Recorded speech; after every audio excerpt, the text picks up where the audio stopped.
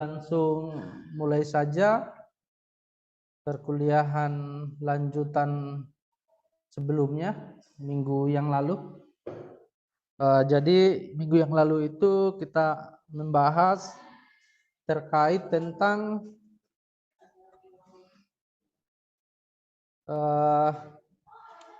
konstitusi dalam hal etimologi, ya, secara etimologis. Jadi secara etimologis itu ada tiga kata.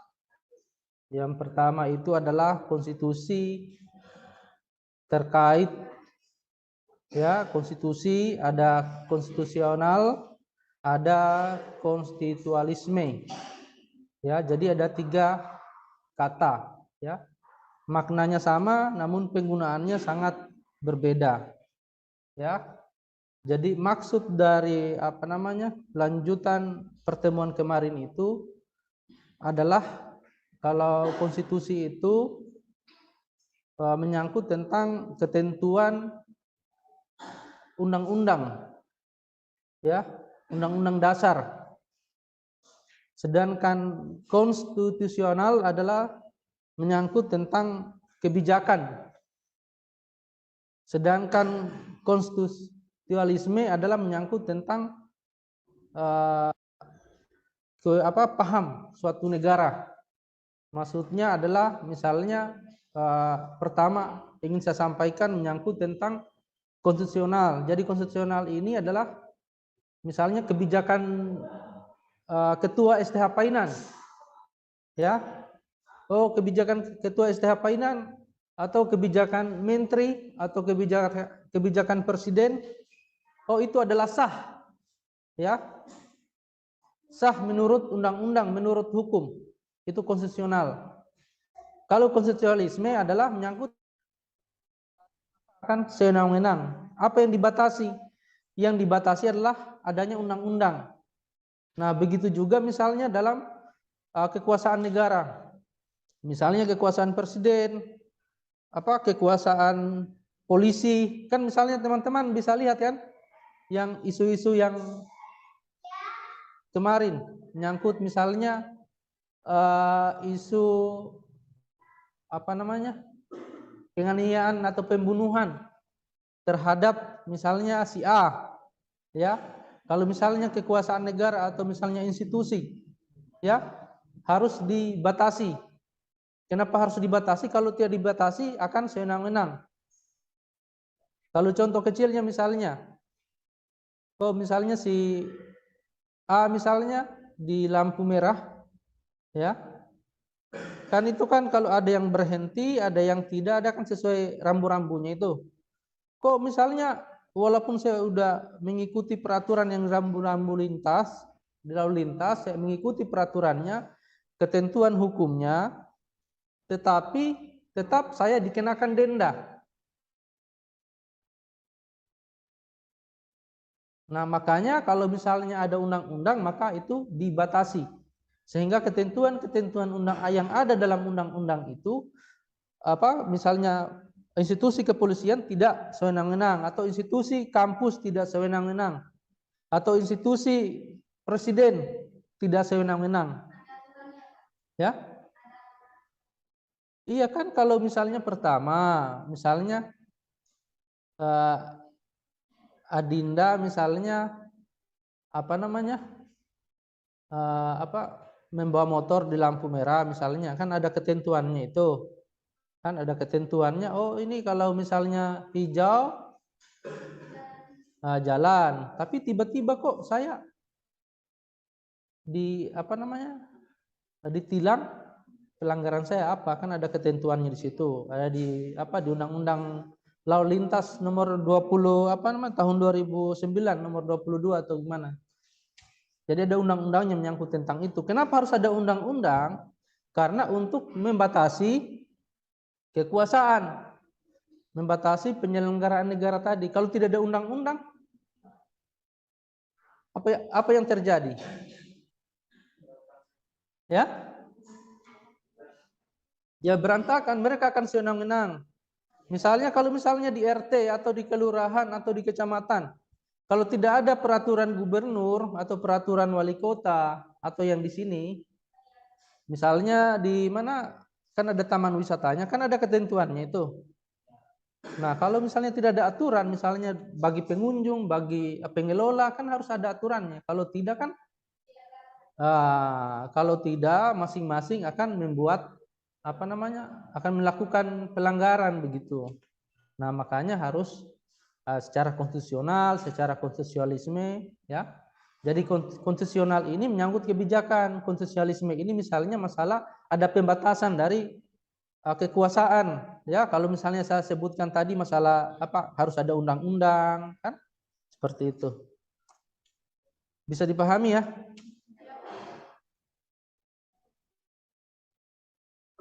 Coba kalau misalnya tidak ada undang-undang misalnya. Nah, teman-teman juga misalnya kalau kuliah kan harus memenuhi misalnya 3,5 tahun. Itu kan ketentuan undang-undangnya. Gitu. Lanjut. Ada pertanyaan lagi? Baik, ruang lingkup paham konstitusi, ya. Jadi ruang lingkup paham konstitusi itu adalah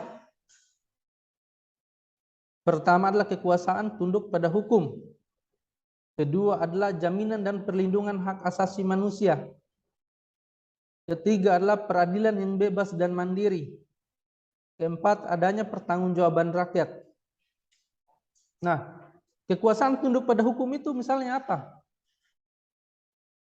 Kekuasaan tunduk pada hukum itu, jadi segala tindakan polisi, tentara, bupati, wali kota, gubernur, presiden, anggota DPR, ya, semuanya harus tunduk dan taat pada hukum. Ya, ada aturannya. Aturan itulah yang mengikat siapa? Ya, aparat. Mengikat juga bukan hanya aparat, ya. Bisa juga misalnya kan aparat itu kan identiknya aparat itu kan polisi atau TNI, tapi bisa institusi birokrasi. Ya, misalnya ya pemerintahan. Pemerintahan itu misalnya bisa apa gubernur, ya, kadis-kadisnya, bupati, kadis-kadisnya bersama kadis-kadisnya perangkatnya di bawah, bisa wali kota sama kadis-kadisnya perangkatnya di bawah. Semuanya harus tunduk dan taat pada hukum. Apa mereka kenapa harus taat dan tunduk pada hukum? Supaya jalannya pemerintahan itu tidak apa namanya? Sesuai dengan tidak dilanggar oleh mereka. Ya. Misalnya ente-ente ini misalnya melakukan pelayanan pengurusan KTP atau apalah di tingkat kecamatan atau tingkat apa dinas kesehatan, kan harus ada ketentuannya, mereka harus tunduk pada aturan-aturan yang telah ditentukan oleh undang-undang. Bisa dimengerti ya? Jadi bukan hanya, tapi sebaliknya bukan juga hanya apa namanya? Bukan hanya pemerintah, bukan hanya polisi, bukan hanya tentara, bukan hanya semuanya masyarakat harus tunduk dan taat pada hukum, peraturan. Kalau hukum itu sifatnya luas. Kalau peraturan misalnya hanya peraturan, hanya undang-undang. Kalau hukum bisa undang-undang, bisa undang-undang yang tidak tertulis. Kedua, ada jaminan perlindungan hak asasi manusia. Ya. Tahu tentang HAM? Hak asasi manusia. Apa itu HAM?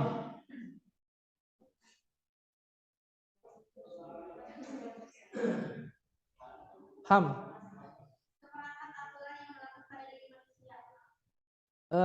LGBT itu harus dilindungi enggak?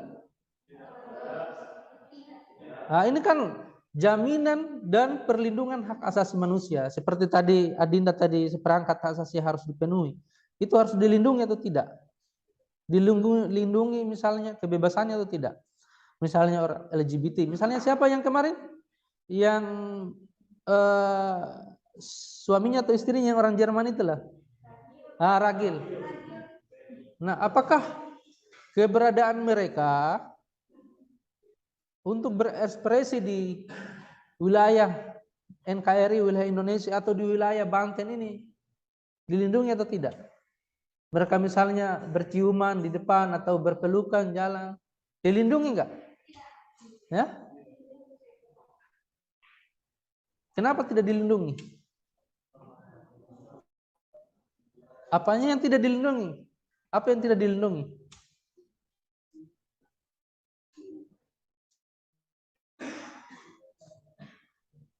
Ragil tahu kan ragil kan?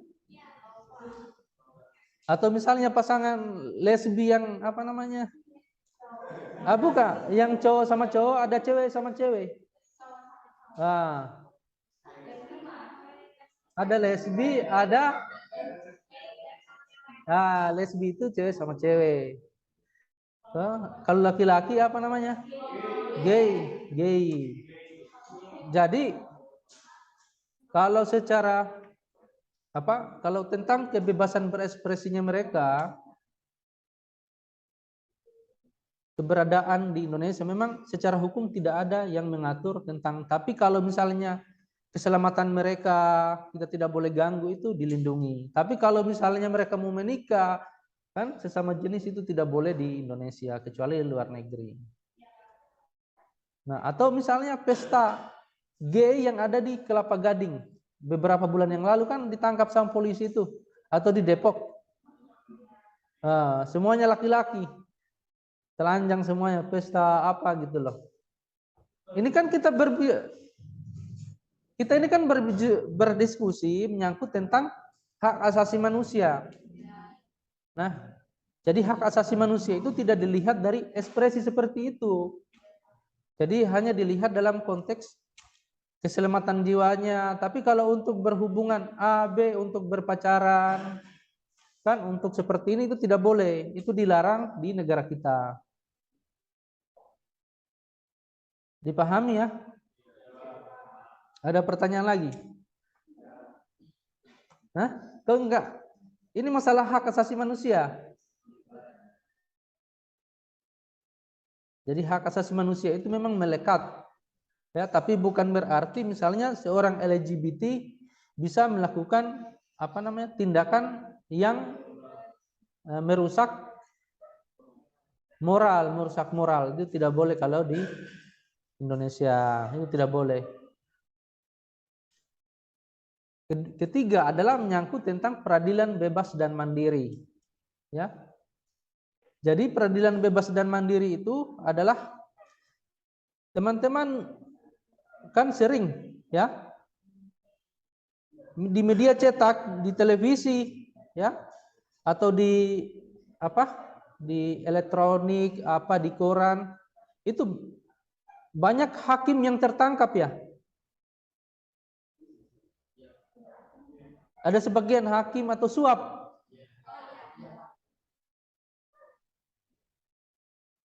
Nah, jadi kalau misalnya teman-teman ini kan adik-adik saya ini kan nanti kan ke depan kalau sudah sarjana hukum tentu kan akan memilih profesi masing-masing. Apakah mau jadi advokat, menjadi hakim, menjadi legal kan? Nah, kalau misalnya menjadi hakim tentu tidak boleh ada suap atau tindakan kekerasan ya, intimidasi terhadap hakim. Jadi peradilan itu misalnya tempat tahu pengadilan kan? Jadi pengadilan itu tempat orang melakukan mencari keadilan. Ya. Tapi dalam hal ini tidak boleh ada campur tangan dari pihak luar, misalnya keluarga si A diproses hukum tiba-tiba karena keluarganya pejabat atau preman ada intimidasi kepada hakim. Itu tidak boleh. Ya? Apa? Iya, harus netral, tidak boleh memihak. Ya? Dia tidak memandang bulu, equality before the law. Misalnya ada orang kaya, ada orang miskin, pelayanannya tetap sama, putusannya tetap sama. Jadi walaupun dia disuap, itu tidak boleh.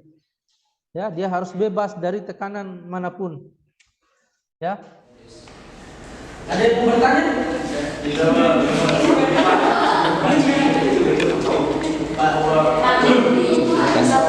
Satu pertanyaan ya. Ya, silakan bertanya. Pertanyaan.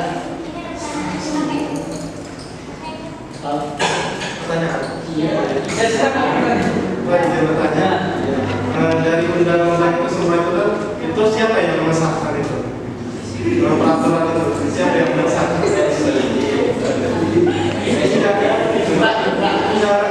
Dari studi kan dibuatnya ya kan, membuat peraturan undang-undang. Nah, yang mengesahkan itu siapa itu? Jadi undang-undang itu dibentuk oleh DPR sama presiden itu sendiri. Atau kalau misalnya di daerah, di Serang misalnya antara bupati atau wali kota sama DPRD yang membentuk namanya perda. Setelah dibentuk secara bersama nanti disahkan oleh, setelah disepakati undang-undang ini nanti disahkan oleh presiden atau perda ini setelah disepakati bersama akan disahkan oleh bupati atau gubernur. Ya. Dipahami ya? Baik. Baik. Demikian kuliah siang ini. Terima kasih adik-adik saya. Assalamualaikum warahmatullahi wabarakatuh.